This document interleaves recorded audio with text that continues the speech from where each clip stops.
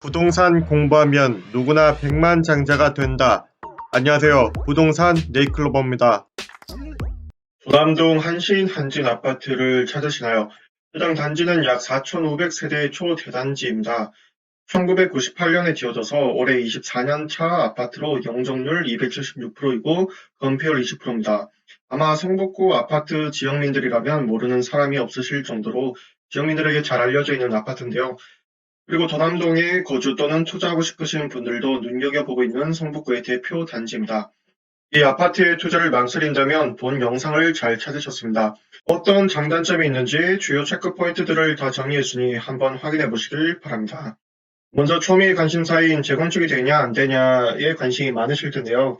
현재 단지는 30년 차를 앞두고 있어서 재건축을 기대하는 분들도 계실 겁니다. 하지만 현재 한신 한진 아파트는 제3종 일반 주거지역으로서 최대 용적률 300%입니다. 따라서 사업성이 떨어진다는 평가를 많이 받고 있습니다. 하지만 이는 단순히 용적률만 봤을 때 얘기입니다. 본 아파트의 평형대를 보면 24평부터 55평까지입니다. 만약 평수가 25평이 최대이고 나머지 평수들도 그 이하인 14, 15, 16, 17, 18평 이런 식으로 구성이 되어 있다면 조금의 여지도 없겠지만 평형대가 중요 평수 이상이란 점이 약간의 희망이 있습니다. 그러나 이 역시도 어디까지나 이론적으로 여지가 있다는 것일 뿐 주변 상권이 또 얼마나 받쳐주는지가 문제가 될 수 있습니다. 재건축이라는 것은 정말 간단한 문제가 아닙니다. 만약 약간의 조건에 부합한다고 재건축을 해버리면 공평성에 문제가 있어서 전국에 30년 이상 된 아파트들을 다 해줘야 됩니다. 그렇다면 결국 전략은 주민들의 단합력이 필요하겠습니다. 재건축으로 꼭 끌고 가야겠다면 주민들끼리 똘똘 뭉쳐서 주변 상권이 우수하다는 점을 적극 어필하면 설령 재건축이 안 된다고 하더라도 분명 시너지 효과가 나올 겁니다. 즉 제가 생각하는 전략은 초대단지의 장점을 적극 활용하시라는 겁니다. 공수적으로 약 4,500세대가 사는데 평형대가 중형 평수 이상으로 아파트가 구성된지라 아무리 보수적으로 잡아도 1인 가구 비율이 과연 몇 프로나 될까 싶습니다. 그렇다면 실제 거주자들은 1만 명 이상이 산다는 결론이 나오는데 전국에 1만 명 이상 사는 노후 아파트 단지는 몇 없습니다. 그러니 단합력이 중요하겠습니다. 그리고 추가로 알아볼 수 있는 것은 리모델링입니다. 아무리 단합이 강하다고 하더라도 재건축이 현실적으로 사업성이 떨어진다면 장기간 사업 지원 문제를 초래해서 오히려 역효과가 날 수 있습니다. 그럴 경우를 대비해서 리모델링으로 아파트를 탈바꿈하는 방향으로 우회하는 것도 하나의 전략이 될 수 있겠습니다. 여담으로 또 리모델링 추진에 걸림돌이 될 만한 대표적 요소 중 하나를 꼽자면 거대 단지가 바로 언덕이라는 점입니다. 이 점이 걸리긴 합니다만 바꿔서 생각해보며 다음을 생각해보시길 바랍니다. 그럴 거면 왜 지었어? 라고 말입니다. 언덕 문제로 각종 사업 진행에 태클을 건다면 애초에 짓지를 말았어야 합니다. 애초에 사는데 문제가 없다고 판단하고 사업성이 있다고 판단해서 아파트를 지었을 겁니다. 그것도 당대에 5,000세대 가까이 되는 대단지를 짓기란 현재 기술보다 더욱 쉽지 않습니다. 그런데 이제 와서 언덕이니 들어가기 불편하니 좁니 하는 것은 앞뒤 안 맞지 않나 라고 보여집니다. 그것 계산하려고 재건축이니 리모델링 하는 거니까요. 그러니 언덕 가지고 사업을 지원시킨다면 주민분들께서 자부심 가지고 적극 어필하시길 바랍니다. 개인적인 생각으로는 재건축보다는 처음부터 리모델링 추진으로 접근하는 것이 시간상으로 보나 경제적으로 보나 더 나아 보입니다. 두 번째 체크 포인트입니다. 바로 호재 관련입니다. 단지 주변의 가격 상승을 이끌 메인 호재는 부족합니다. 하지만 기름 역세권 재정비 촉진구역 주택 재개발 정비 사업으로 공급되는 지역과 불과 한두 정거장 차이입니다. 한성대 입구역에선 두 정거장이며 성신여대 입구역에선 한 정거장 차이입니다. 이 점이 직간접적으로 호재가 될 수 있습니다.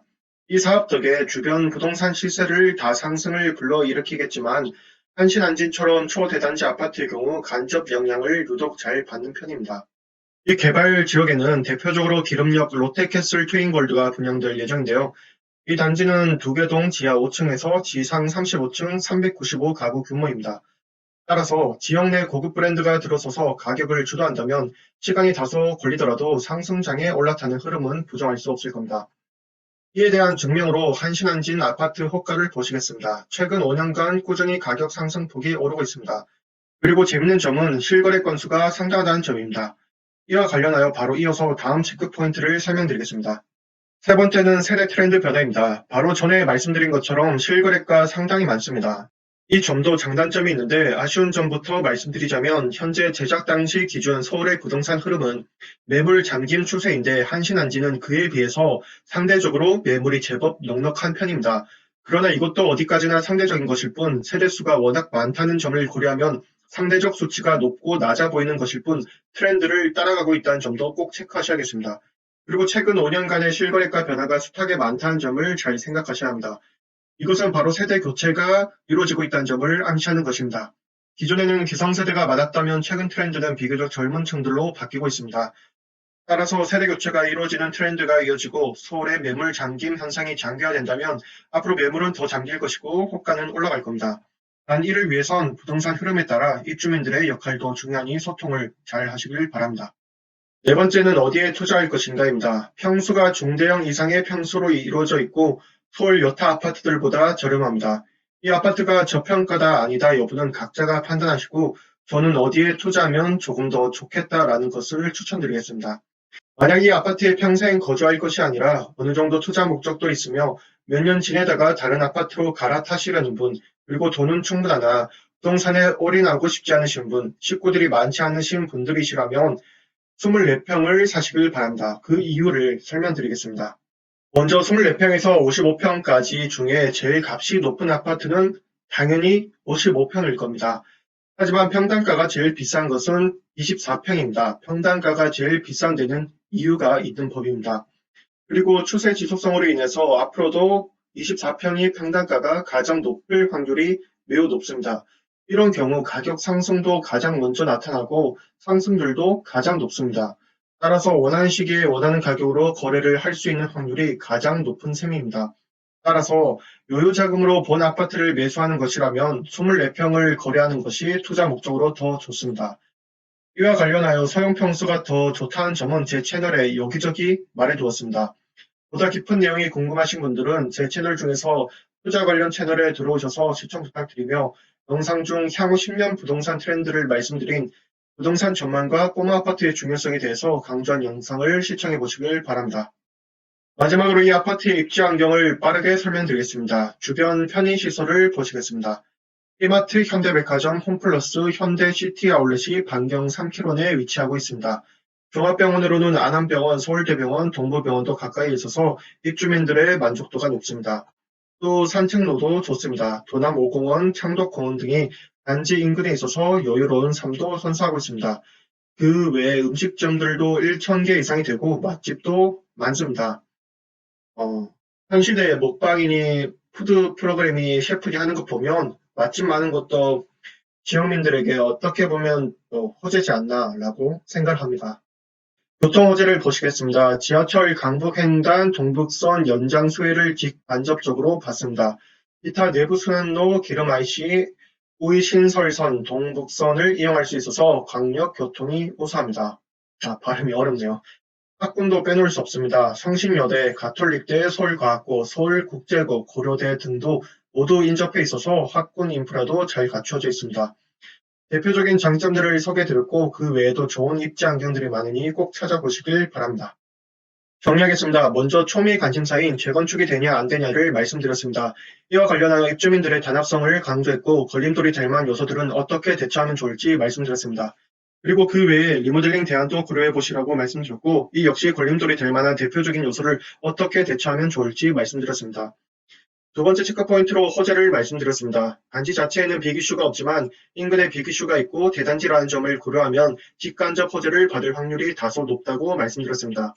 세 번째는 세대 트렌드 변화입니다. 연이어 신고가를 갱신하고 있고 거래 건수가 많은 장점이 있다고 말씀드렸습니다. 이 덕에 세대 교체가 이루어질 것으로 보이며 이 점이 앞으로 부동산 10년의 트렌드를 이끌 것이라고 말씀드렸습니다. 네 번째는 어디에 투자할 것인가입니다. 만약 여유자금으로 투자하는 것이고 평생 이 아파트에 살 것이 아니라면 가장 적은 평수를 고려하는 것도 나쁘지 않다라고 추천드렸습니다. 왜 그런지에 관해서 보다 심도 있는 내용은 제 영상 중 향후 부동산 전망과 홈아파트의 중요성에 대해서 강조하고 있는 영상과 투자 관련 채널을 참고하시라고 말씀드렸습니다. 그리고 마지막으로 아파트 입지 환경을 빠르게 점검해 봤습니다. 본 영상을 보시고 오늘부터 여러분들께서 하실 일들은 기존 입주민 분들이시라면 무엇보다 단합이 필요하십니다. 그 방안이 어떤 것이 있을지 서로 고민하시고 내용을 공유해 보시길 바랍니다. 만약 이 아파트 투자를 고려하는 분이시라면 본 아파트의 입지 환경이 어떤 것이 더 있는지 조금 더 찾아보시길 바랍니다. 다음 영상에는 본 한신한진 아파트의 재건축 리모델링 가능성을 보다 심도 깊게 타 아파트 사례들과 비교하면서 설명드리겠습니다. 그러니 구독하셔서 확인해 보시길 바랍니다. 부동산 역시 상승과 하락이 반복합니다. 그러니 올해든 내년에든 부동산 하락장은 또 옵니다. 그 시기를 잘 버티시길 바랍니다. 언제까지 떨어질지 언제까지 오를지 아무도 모릅니다. 다만 확실한 것은 10년 후에 본 오늘은 저점이라는 점입니다. 조금이라도 내 집 마련에 흔들리는 것이 있다면 고민하지 마시고 오늘부터 바로 알아보시길 바랍니다. 분명 잘 될 겁니다. 이상 도움이 되시길 바라면서 복은 나눌수록 배가 되고 돌아오니 좋아요와 구독 꼭 부탁드립니다. 감사합니다.